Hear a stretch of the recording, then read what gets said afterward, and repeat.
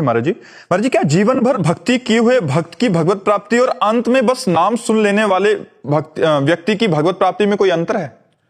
नहीं, पर जीवन भर जो पाप करता है, मनमानी आचरण करता है, उसका अंतिम ऐसा बनता भी नहीं है, ऐसा संयोग ही नहीं बनेगा कि उसको नाम स्मरण किया जाए।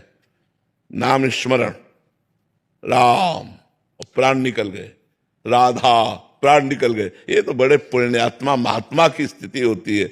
नहीं तो जो जीवन भर हमने किया है, अंतिम फाइनल में वही सीन आती है सामने। जो हमने पाप कर्म किए, जो हमने गंदे आचरण किए, वही हमारे सामने नाचने लगते हैं और उन्हीं का चिंतन होता है और फिर परिणाम हमारा जाकर के वही होता है जो दुर्गति जिसे कहते हैं। जीवन भर भजन का अभ्यास किया तो अंतिम समय में अगर हम भूल भी गए तो भगवान स्मृति बन जाते हैं, भगवान याद दिला देते हैं। उस समय याद आता, वो जोर से पुकारा राधा, भले मुंह से न निकल पाए लेकिन अंदर से निकला राधा और प्राण निकल गए, भगवान को प्राप्त हो गया। इसीलिए अभ्यास किया जाता है। बिना पुण्यात्मा के अंतिम समय उसे भगवान का नाम याद ही नहीं आएगा।